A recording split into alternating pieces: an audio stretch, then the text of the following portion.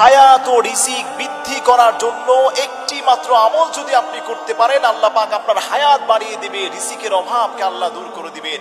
মাত্র একটি আমল, আপনি জানলে অবাক হয়ে যাবেন। এটা আমার কথা নয়, নবীজি সাল্লাল্লাহু আলাইহি সাল্লাম 1450 বছর পূর্বে বুখারীর বর্ণনার মধ্যে এসেছে।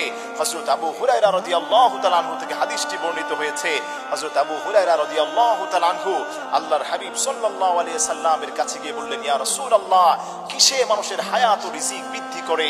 তখন নবীজি সাল্লাল্লাহু আলাইহি সাল্লাম হযরত আবু হুরায়রা রাদিয়াল্লাহু তাআলা আনহুকে বলেছিলেন, আবু হুরায়রা, তুমি তোমার মেহমানকে আকরিম দাইফাক, তুমি তোমার মেহমানকে সম্মান যদি করতে পারো, আল্লাহ রাব্বুল আলামিন তোমার হায়াতেও বরকত বাড়ায় দিবেন, রিজিকেও বরকত বাড়ায় দিবেন। সুবহানাল্লাহ পড়ে হযরত আবু হুরায়রা রাদিয়াল্লাহু তাআলা আনহু আল্লাহর হাবিব বললেন, ইয়া রাসূলুল্লাহ, হায়াত তো জানি নির্ধারিত নির্দিষ্ট, এটা কি আবার বাড়ে কবে?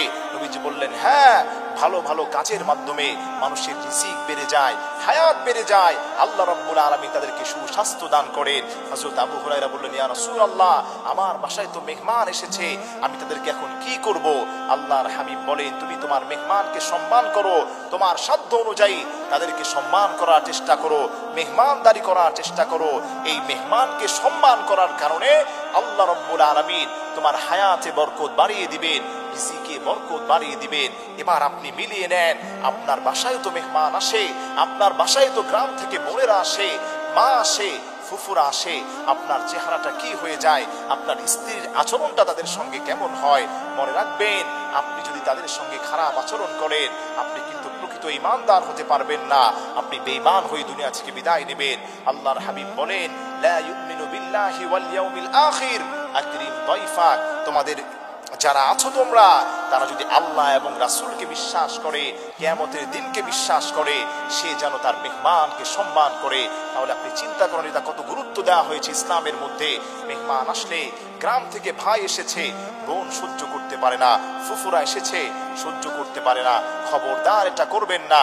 আপনি মনে রাখবেন, আপনিও আজকে ঘরের স্ত্রী হয়ে আছেন, আপনার শাশুড়ি আপনার বাসায় বেড়াতে এসেছে, আপনি তাকে অপমান করলেন, আপনিও কিন্তু একদিন শাশুড়ি হবেন, আপনিও কিন্তু একদিন ফুফু হবেন।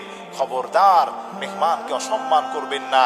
একটি মাত্র আমল যদি আপনি ঠিক মতো করতে পারেন, আল্লাহ রাব্বুল আলামিন আপনার হায়াত বাড়িয়ে দিবেন, রিজিক বাড়িয়ে দিবেন, এত বেশি রিজিকের প্রশস্ততা আল্লাহ দান করবেন, আপনি নিজেই অবাক হয়ে যাবেন। কারণ ইসলামের মধ্যে বলা হয়েছে, তুতঈমুত তাআম, তোমরা মানুষকে বেশি বেশি খাওয়াবে।